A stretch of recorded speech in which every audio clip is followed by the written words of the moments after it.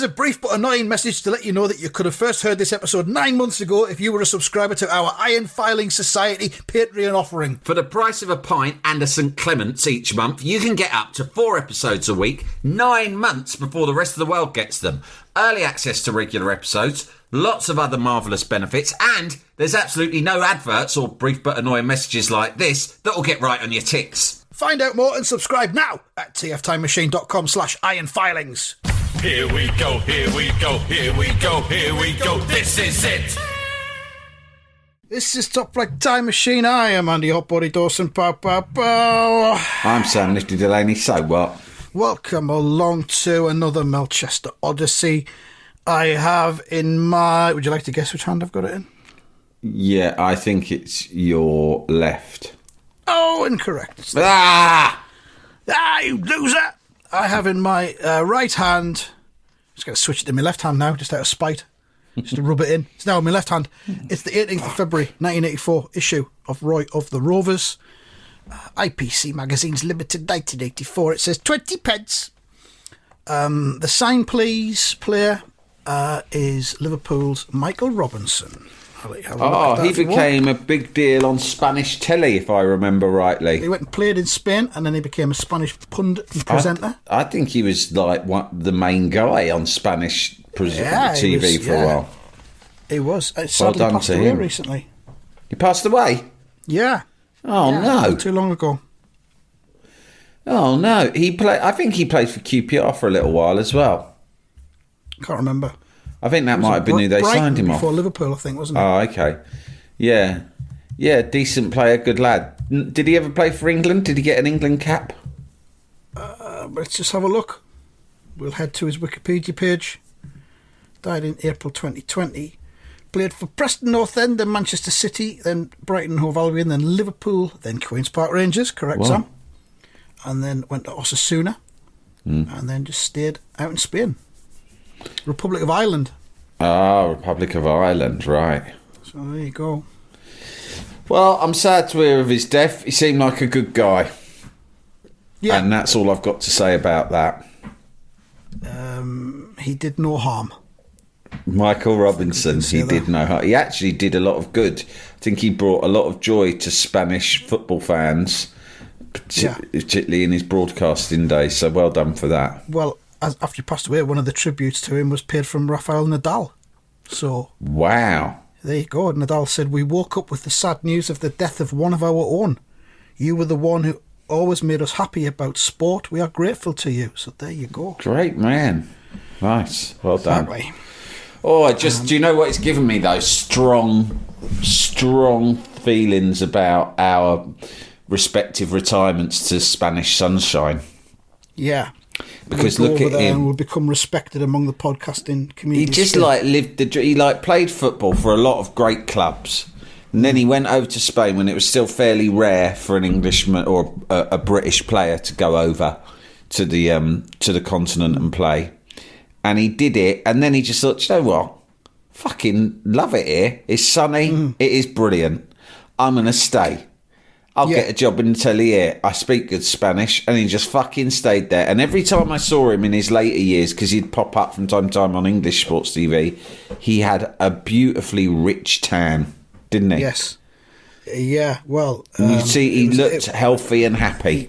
He did, but it was a malignant melanoma that was the cause of his death, unfortunately. So ironic. There you go. So a tan isn't always a great thing, boys and girls. No, well, I stay well protected in the sun because I'm fair-skinned, so I have to really cover up. I burn quite easily. But listen to this quote from him, from Michael Robinson. He said, "I came over on 7th of January 1987. I didn't know if I was going to be here forever, but something strange happened. I enjoyed more or less everything about Spain and the way the Spanish interpreted life.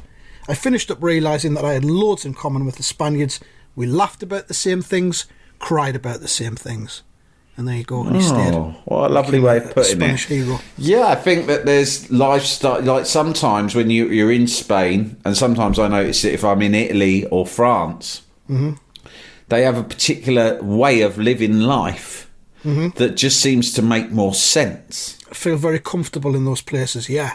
It just makes more sense. And the thing is, I think that I am quite English, quite British in the way that I live a lot of my life. But that's just through habit. That's the way I've been conditioned. But when I go and spend time in Italy or Spain, I look around and I think, yeah, this is much better. The way they live is much better. It's more civilised. And because it's like focused on beauty and pleasure, mate. Mm-hmm. And life here in an Anglo-Saxon country that has been sort of forged around the Protestant work ethic instead of the Catholic fun, good times, this and that ethic. This and that, just rest. Yeah. We're like, beauty and pleasure ultimately is considered an indulgence, an unnecessary indulgence that you may allow yourself once in a while, but only once you've fucking endured a lot of hard graft and misery. And what your Italians and your Spanish do is they weave the joy and pleasure and the beauty through everything they do. Yeah. Yeah. And we sort of compartmentalise everything. So we're like, well, what we have to do is just get up, have a shit time, cram down any old fucking scoff we can get to fuel our body, go and do a shit job in a shit place, get cold and knackered, go home, eat more shitty food, right? If you can get home on the trains, if they're not all fucking cancelled. Yeah, they're fucked, right? And then maybe once a year we might get on holiday. Or maybe on a Sunday we'll have a nice roast and we'll all get together as a family then. Not your fucking continentals. Yeah, not your continentals. They're every day. They thought, whatever we have to do, we will make sure there are small elements of beauty, joy and pleasure weaved through everything. Just subtle like. Do you know what I mean? I don't know why people that don't have family commitments or children, younger people than me, I don't know why they aren't all fleeing this country en masse for somewhere else. I know obviously we don't have the opportunity to live and work in the EU as we used to. Yeah, but I've got a few. There's a few people who I know of who I'm associates, let's say, who have moved to Portugal recently. It's become quite a common thing, but I haven't yet asked them how they've managed it because this has happened post Brexit. And I chatted to two people in the space of 1 month who I'd worked with in the past, who said very casually when I was corresponding with them, "Oh, of course, I live in Portugal now," as if it was just a normal thing, right? And I haven't yet said why or how. I have sort of said why, and the answer is, well, because it's really sunny all the time. Why not, you cunt? They literally were like, because it's really sunny all the time, and that's better. And I was like, yeah, fair enough. But how they've pulled it off, I don't know. Well, I'm also starting to wonder whether or not there's tax advantages, because it seems interesting that quite a lot of people in the creative industries have moved there. They might have EU passports. They might be married to someone with an EU passport. There's also these things in some countries called golden visas. Oh, yeah. Where if you buy somewhere that's such a certain cost, or you invest a certain amount or earn a certain amount to that country's economy. Yeah, I mean, here they dish them out without their due diligence. Here in the UK, it's like, can you prove you've got lots of money? Yeah. Well, you can come then. And then what happens is that allows people to come here, buy up shitloads of property, and then leave it dormant because it's just an investment. It's not worth them having wear and tear of people living in it. And that's why there are fucking buildings dotted all over London in particular, unoccupied, owned by foreigners who have got themselves a golden fucking visa to come here and do that. Mental. It doesn't make any sense because the government think, it's good because they're bringing money into the country, but they're not really. They're buying a house that brings some money in, but after that, it's not like they're contributing by, paying ongoing taxes or employing people who are going to pay taxes. They don't do that, so it's strange. Anyway, the Rovers. In short, you and I will be aiming to live abroad and pod abroad in the future. Yeah, that's the thing. Continental podding. Yeah, we'll both. Every episode will be about our life living in a small Spanish village. And it'd be lovely. It won't be.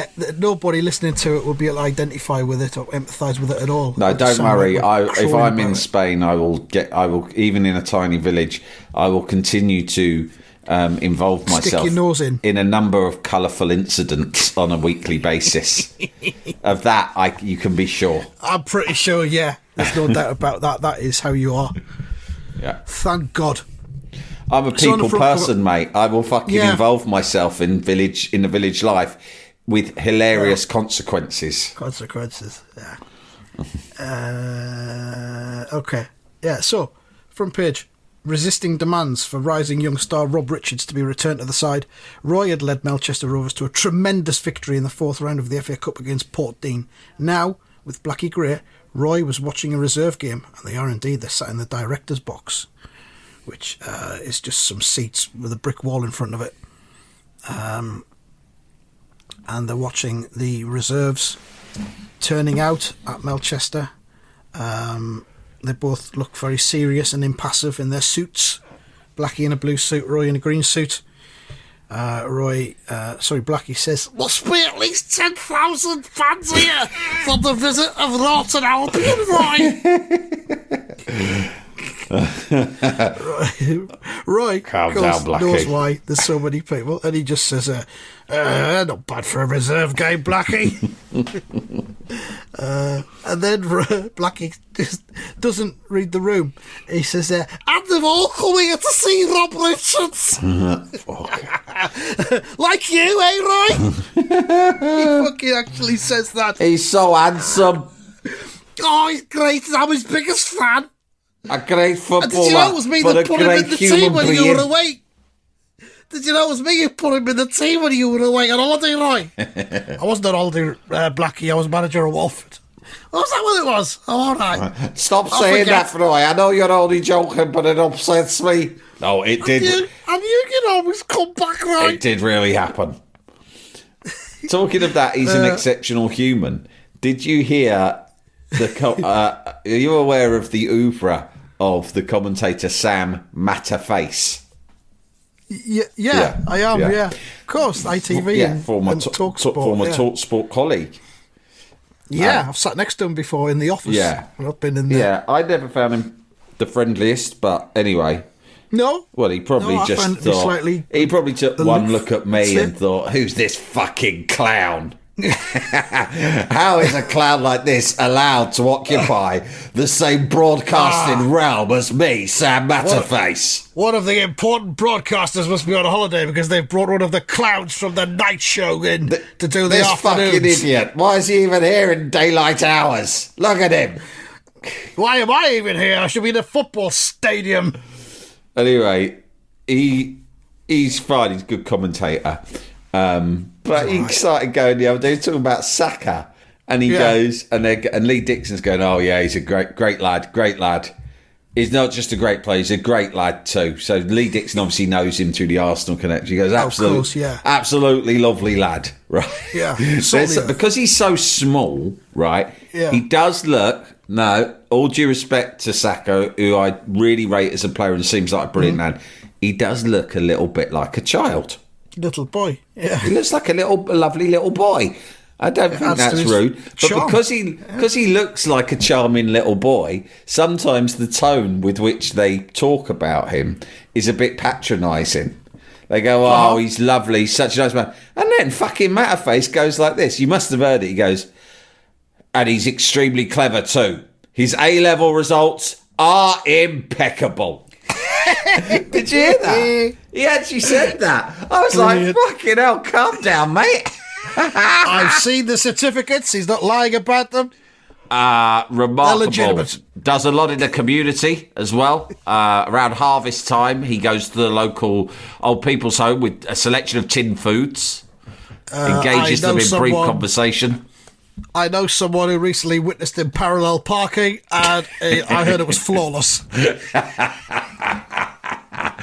Which is all too rare a skill, very much a lost skill amongst this modern generation snowflake. Half of them wouldn't know what to fucking do with a car, let alone parallel park it. A lot of them have got these big cars, they just park them at an angle, jutting out into the road, or they'll just find a corner of the supermarket where, nobody else is parking and stick them there across two bays sometimes. It's selfish. It's appalling. It's selfish, it's appalling, and it boils my piss. But not young Saka. He's a man who parks with respect and skill.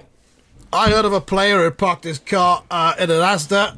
It was one of those car parks they got with 2 levels. He came out of the shop, couldn't find what it was. He just called an Uber and went, bought another car. Did I ever tell you about my cleaner? Her daughter is so scared of spiders that one time she was driving along in her new car and she saw a spider in it and she just stopped and got out of the car in the middle of the road and just left it. And then went home and her mum, who's my cleaner, goes, "Yeah, where's your car?" Right? She'd bought it for her as a gift. And she goes, "What? I had to leave it. I've left it in the middle of the road." And she went, "Why?" And she went, "There was a spider in it." And she didn't even question it. She went, "Oh," when she was telling me the story, she went, "Well, when she told me there was a spider in it, I thought, well, fair enough, because I know how scared she is of spiders." So I had to go and get the car. When we got there, the police would come and they were towing it away and I had to pay the fine and release it from the pound. Yeah. She'd literally seen it as she was driving, stopped the car, opened the door, got out and just walked away. On a motorway. Yeah. Well, no, it was on a busy street, on a really busy street on a Saturday. See you later. And apparently she took some convincing to ever drive the car again. Oh, Jesus Christ. There you go. Yeah, well, I mean, the human mind's an incredible thing. It is. It's a dangerous thing as well. It is. Jalapeño. Jalapeño. Welcome to see Rob Richards like you, eh, Roy? Roy pensively says, well, the lad's got plenty of talent. Let's see if he's learning to use it in the interests of the whole team. Oh, not this again, Roy. This is the human mind at work, isn't it? Because this is Roy Race being face to face with himself. He's fixated on this. He's been thinking about it non-stop. Yeah. Rob Richards is Roy. He's a selfish little shit. He's having to deal with what he is. He's a selfish shit, and it's no wonder his dad never gave him the time of day. What, right? How do you know about his dad?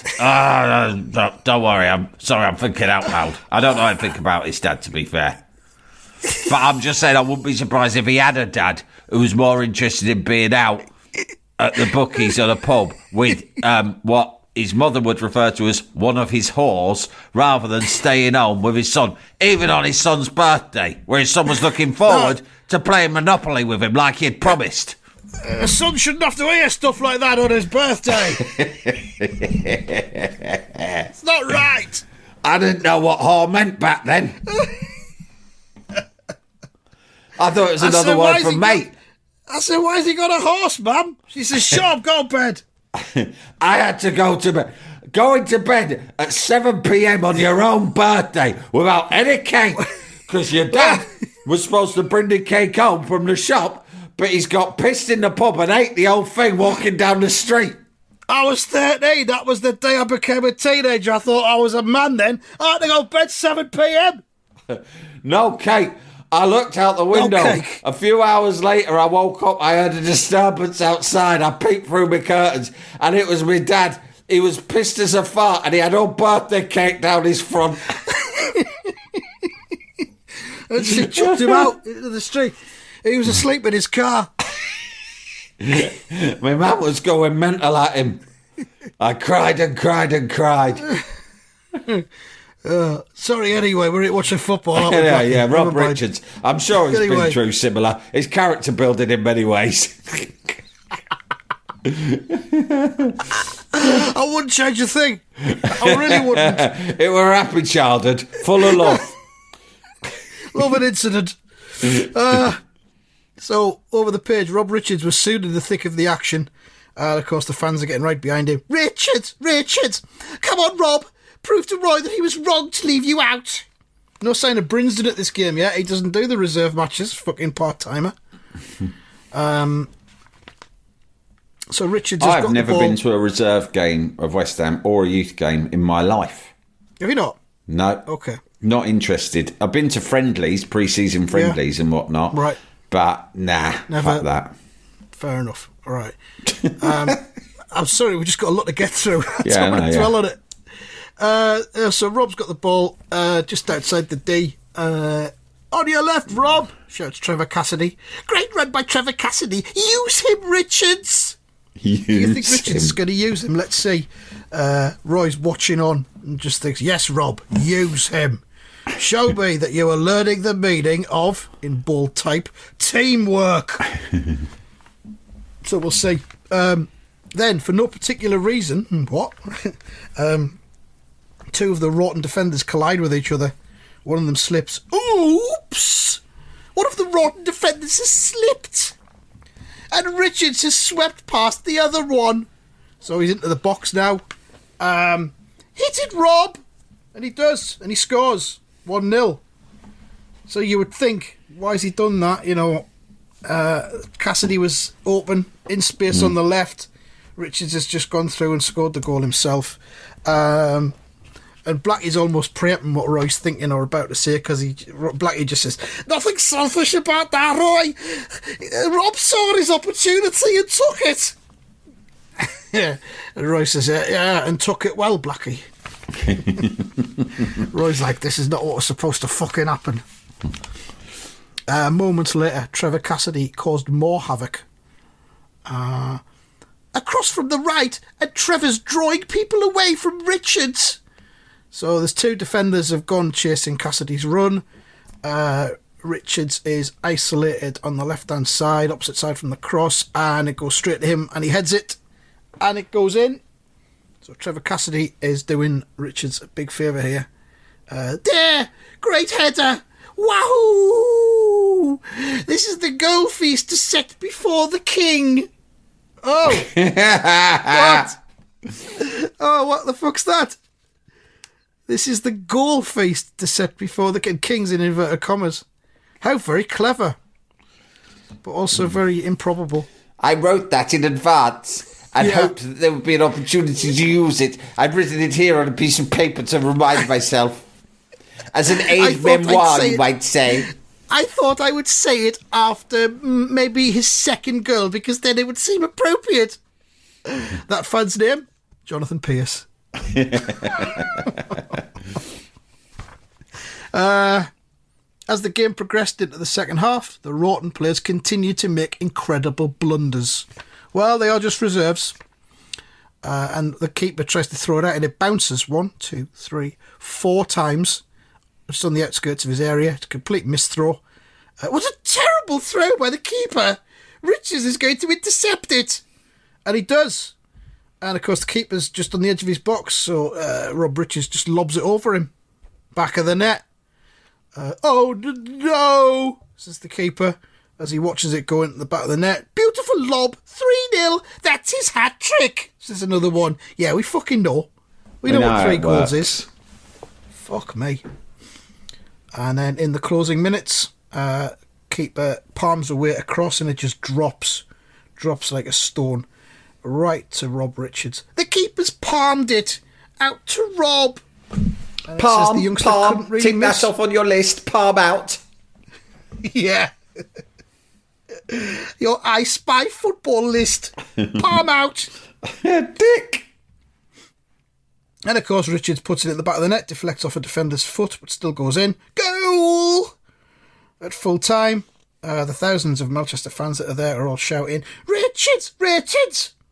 4 goals, Roy. If you leave him out now, you'll never hear the last of it. They're fucking threats coming in now. And Roy is looking on. He's not happy. He should be happy. One of his reserves not just happy scored about 4 this goals. at all. He's not happy at all.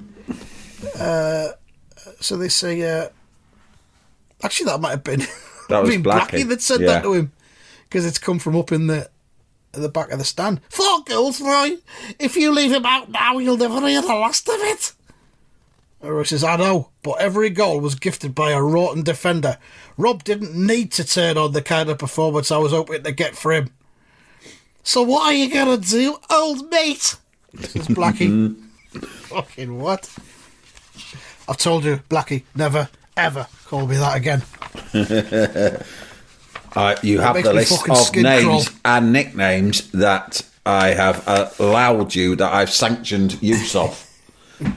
Old mate is definitely not on there. You remember you received a document from my solicitor which listed all of the names that I find acceptable for you to use. That was not one of them. Mr. Race, Racy, Roy, the Big Dog, Governor, Horseman, Double R, Sir Fox-a-lot.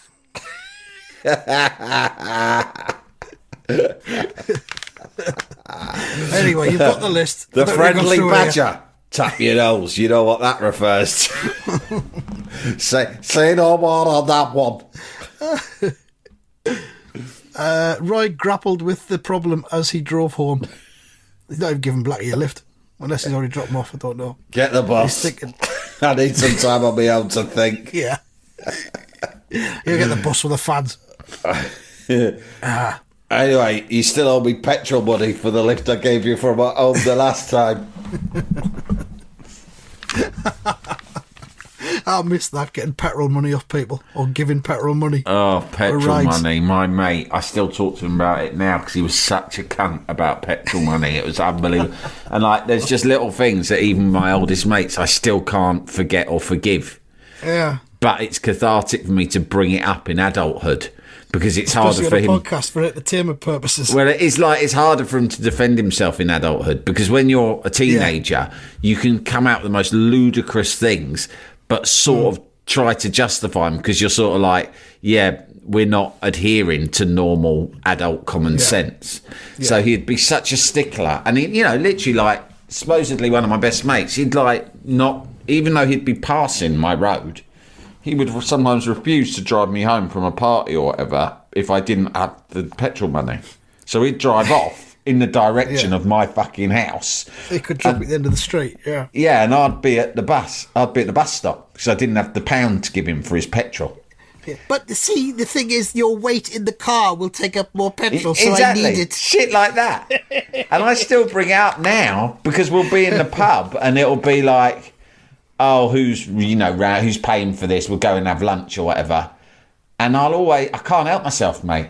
It may be petty of me, but I'll go, oh yeah, because I probably still owe you £1 from 1992, don't I? For that time when it was really late and really rainy, and I asked you at the crossroads at the lights, it was right to his house or left down the road to my house, and I'd say, can you just hang a left and drop me down at the bottom? And he'd go, no. And I'd go, but it's pissing down with rain. No, because it's just extra petrol. But that road is only about 200 yards long. No, get out here. I can't let it go, Incredible. Andy. I can't let it go. No, that's totally acceptable. I wouldn't let it go. And the older you get, and the wiser you get, the more ludicrous it sounds. Yeah, exactly. And the That's more damage it does to keep bringing it up. I knew it was ludicrous at the time, but as you get older, it's even more ludicrous. And at the time, if I'd said this is ludicrous, he'd go, no, it's not, and he would have done all that. You wait in the car or whatever. Yeah. Whereas now he can't do that, so I just have to. So at least he will roll over and take it, and I go, you are a small-minded, tight-fisted cunt. And he'd be like, ha, ha, ha. He just has to go, ha, ha, yeah, ha, ha, ha. That's all he can do. Yeah, that's all he can do. That'll terminate the friendship. To be fair, yeah, he just has to laugh and take it. And that's small consolation to me. But very small. So Roy's driving home and he's thinking to himself, the lads are playing brilliantly at the moment. If I push Rob straight into the first team for our 5th round FA Cup match against Swinfield, it might disturb the balance of the team. What, so they're playing the next round of the Cup the week after? Fuck me. This feels like it's going to be an FA Cup winning season for Melchester. They're focusing on it. Swinfield were the last 4th division side left in the competition the following Saturday. Whoa, they're getting a run of the draw here, aren't they? Fucking Portdean away and then Swinfield, is it? Yeah. And we see a commentator looking into his screen. Looks a bit like Jonathan Pearce. And he says, we'll take a look at the Melchester lineup first. And here's the news we've all been waiting for. It says the highlights of the game are being recorded for television. Well, I think this would have been in the newspaper the day before, would it not? That's how it works. I'd imagine so. I don't know. And there it is. We see the TV screen with the caption on a yellow lettering. It's really hard to read. I'm going to put my light on next to me. There it is. So we got Carter. Still can't read it. Baxter. Oh, I can't read that. Fucking hell. Mackay, Slade. What the fuck's number 5? Guthrie, Naylor, Jones, Gray, Race, Ritchie, Logan. Sub, number 12. Rob Richards has been brought in as substitute. Super sub. Yeah. And There he is sat there. I thought that was Roy, actually, but it's not. It's Rob Richards. Really hard to tell the difference, isn't it? Yeah, especially seeing as Rob looks like he's 33 years of age. Yeah. His 4-goal burst in a recent reserve game obviously put Roy Race under a lot of pressure to pick him, but will Richards get the chance to prove that he should never have been dropped? Well, if he does, it's against 4th Division Swinfield, so fucking Roy can't win at all here, can he? With or without Rob Richards, Rovers soon realised they were in for a fight. Swinfield! We've knocked out 2 First Division sides already! Fucking hell. Let's make it 3, Field! Everywhere you go, fans are arseholes, and Swinfield is no different. Then, as Charlie Carter was forced to come off his line, and Charlie Carter seems to be speaking in the way which we have him speaking in this thing, because he just goes, "That's mine." And it's deflected off Vic Guthrie's shin, and he's about to go for it. There's a Swinfield's number 9's coming in at the same time. Oh! So it's Carter. He does that to scare the oncoming player. Yeah. And he takes a right whack off the Swinfield number 9. Oh, the cat took a bad one. If he's seriously injured, the Rovers are really in trouble. Oh, God. And it looks like that's what's going to happen, because it says next week, the cat goes off. But see who takes his place next week. Who do we think's going to take his place, Sam? Who's going to go and go? Oh, I see what's going to happen. Well, Roy will go in goal. Yeah. This is before they had 2 subs. When was 2 subs introduced? Like 84 or something? It wasn't until about 1993, I think, something like that. No. There was always 2 subs. When I first started going regularly, which was like 86, 87 sort of time, there was always 2 subs. We can look it up, I suppose, later But on. so they didn't have it. So basically what I'm predicting is, you probably know already because you've had a little peek, is that Roy go, "Don't worry, I will go in goal. Because although I am obviously the best outfield player, I am also the best goalkeeper, including Charlie himself." Yeah. But I'm sure we've seen Roy go in goal before, haven't we? I think we have. But then the thing is, though, then Rob Richards comes on and plays in Roy's position, so Roy can't win.